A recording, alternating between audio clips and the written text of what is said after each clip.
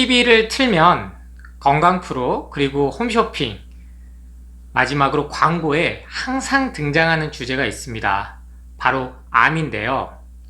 이 암에 대해서 공포 불안 마케팅을 펼치는 것에 대해서 우리는 한 번쯤 들여다볼 필요가 있습니다. 실제 대부분의 사람들이 암은 가족력으로 알고 있습니다. 당뇨, 고혈압, 고지혈증까지도 말이죠. 근데 세계보건기구인 WHO에서 암은 유전적인 것은 5에서 10%밖에 되지 않고 90에서 95% 정도는 후천적인 환경에 의해서 발생한다라고 이미 말하고 있습니다.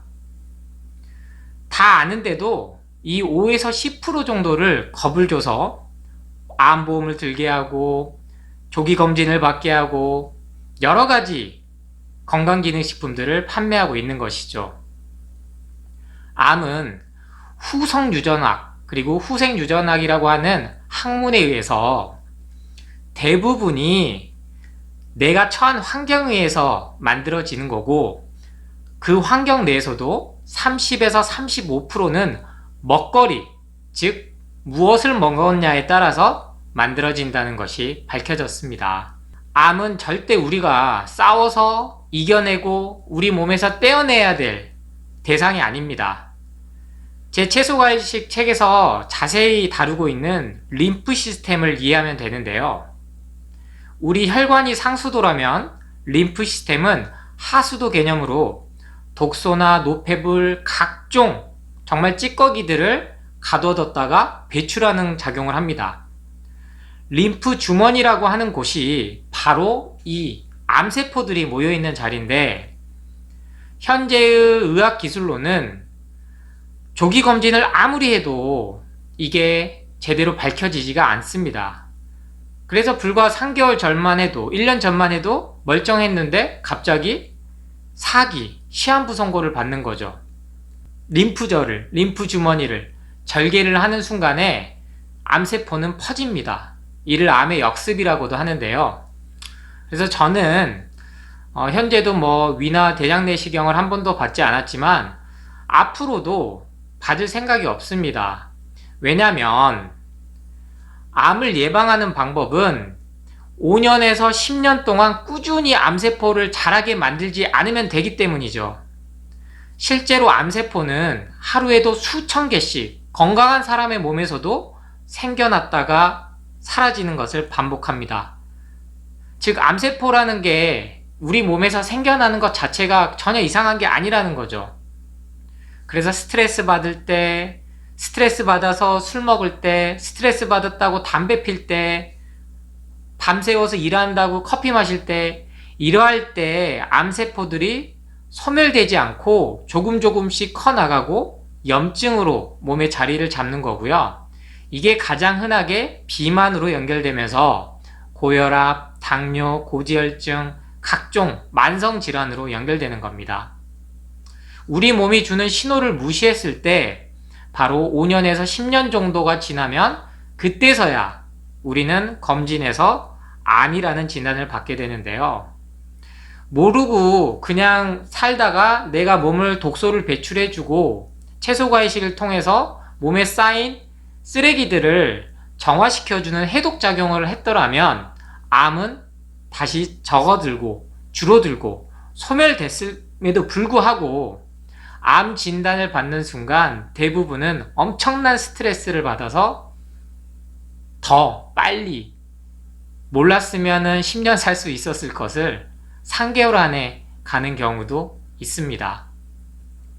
그렇다면 가장 먼저 우리는 무엇을 먹지 말아야 되느냐부터 접근을 해야 합니다. 우리가 가장 크게 실수하는 것 중 하나가 바로 몸에 좋다는 것을 찾아 먹을 게 아니라 몸에 안 좋은 것부터 제한하는 데 포커스를 맞춰야 되는데, 대부분의 가공식품이나 제약회사들은 이 점을 이용해서 마치 몸에 좋으니까 이걸 사 먹으라는 식으로 우리를 현혹합니다.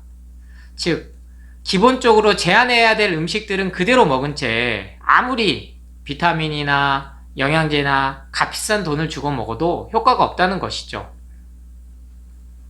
세계보건기구 WHO에서는 건강을 해치는 10가지 음식에 대해서 이미 경고를 하고 있습니다. 병원이나 의료기관에서는 암 환자에게 금기시해야 될 10가지로 소개를 하고 있는데요.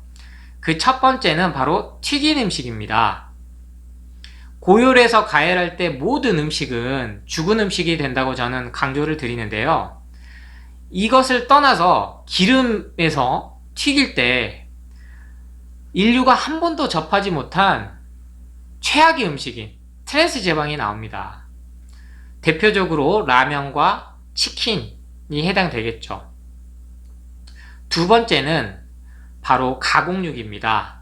축산업이 거대화되면서 이 시장을 더욱더 빨리 퍼뜨리기 위해서 나온 것으로 가장 안 좋은 아질산 나트륨이라는 물질이 발색제로 들어갑니다. 베이컨, 햄, 소세지, 스팸, 우리 아이들이 너무나 좋아하는 음식이죠. 세 번째는 숯불구이입니다. 고기를 불에 태웠을 때 벤조피렌이 나와서 발암물질이 된다는 건 많이 알고 계실 텐데요. 고기 자체를 태우는 것도 문제지만 석쇠 위에 올려놓고 특히나 숯불에 해도 유해물질이 나오지만 값싼 번개탄을 이용해서 크롬으로 도금한 석쇠에다가 고기를 구워 먹었을 때는 우리는 중금속을 같이 먹고 있습니다. 네 번째는 탄산음료입니다. 콜라, 사이다 이러한 것들은 이미 카라멜 색소라든지 카페인이라든지 인산이라든지 뼈를 녹게 하는 물질이 들어가 있는 것이 확인되었습니다. 다섯 번째, 과자입니다. 튀긴 과자도 있고요. 그리고 각종 화학 첨가제가 들어간 과자는 정말 값이 싸디 싼 단순당들과 화학 첨가제 덩어리입니다. 여섯 번째는 냉동 간식류로 대표적으로 아이스크림을 꼽을 수 있습니다. 아이스크림이 정말 저는 최악의 음식이라고 표현을 드리는데요. 원래 물하고 기름은 섞이지 않는데 유화제라는 화학 첨가제 용매제를 써서 아주 이거를 억지로 만든 음식입니다. 더군다나 달게 해야 되기 때문에 역시나 각종 화학 첨가제가 들어가 있고요. 그렇다면 우리 사랑하는 아이들을 데리고 주말에 캠핑장을 놀러 갔을 때 생각해 보시면 됩니다. 치킨, 피자, 베이컨, 소세지 이러한 특히 고기를 번개탄을 이용한 숯불 석쇠에다가 구워서 먹고 여기에 콜라를 마시고 입가심으로 아이스크림과 과자까지 먹는다. 정말로 이것은 무엇을 위해서 캠핑을 갔는지 생각을 한번 해보셔야 합니다. 일곱 번째는 편리류, 즉 즉석식품, 인스턴트죠. 즉 편의점에서 쉽게 접할 수 있는 냉동식품이나 이러한 것들은 다 발암물질이 들어가 있다고 생각하시면 됩니다. 여덟 번째는 통조림입니다. 즉 철이나 쇠, 알루미늄에 들어있는 것은 먹으면 안 된다는 거죠. 아홉 번째는 소금에 절인 식품입니다. 즉 정제염을 쓰기 시작하면서 우리는 모든 일상생활에서 소금 섭취량이 너무 많아지기 시작했다는 거죠. 소금 섭취량이 높아서 고혈압을 갖고 온다 아니다 아니면 뭐 죽염은 괜찮다 천일염은 괜찮다 이런 걸 떠나서 우리가 일상생활에서 너무나 많은 소금을 섭취하고 있기 때문에 나트륨 함량을 적절하게 조절을 해야 합니다. 마지막 열 번째는 설탕에 절인 과일류입니다. 과일 자체가 즉 과일에 든 과당이 지방간을 갖고 온다는 이상한 정보가 우리나라에 만연하고 있는데요. 실제로 과일은 절대 인간을 해치지 않습니다. 바로 WHO가 얘기하고 있는 것은 설탕에 절인 과일류라고 하는 것은 통조림에 파는 뭐 황도나 이런 것들도 얘기가 되겠지만 설탕 자체가 몸에 안 좋다는 겁니다. 그럼 앞서 설명한 모든 것들 뭐 라면, 치킨, 과자, 아이스크림, 빵, 피자, 베이컨, 스팸 이러한 것들 냉동류, 인스턴트의 모든 것에 설탕이 들어갑니다. 즉 우리가 피해야 될 것은 바로 설탕이라는 거죠. 와, 그럼 이렇게 하고 나면 정말 먹을 게 하나도 없다라고 하실 수도 있는데요. 그렇지 않습니다. 암 환자들에게 가장 먼저 권고하는 것이 살아있는 음식인 채소 과일식입니다. 우리 인간은 원래 가열하지 않은 채소 과일식을 먹고 진화해 왔고요. 우리 몸에 매일 생기는 암세포들은 이러한 채소 과일식으로 해독을 할 수가 있는 겁니다. 100세에 죽은 노인의 몸을 부검했을 때도 암세포가 나온다는 사실을 기억하신다면 암은 더 이상 우리가 두려워해야 할 대상이 아닙니다. 우리가 경계해야 될 것은 나도 모르게 누군가 돈을 벌기 위해서 나에게 팔고 있는, 즉 가공된 음식들, 가공된 건강기능식품들, 불필요한 약물들을, 이러한 것들을 경계할 때 우리는 자연사할 수 있다는 걸 꼭 명심하시기 바랍니다.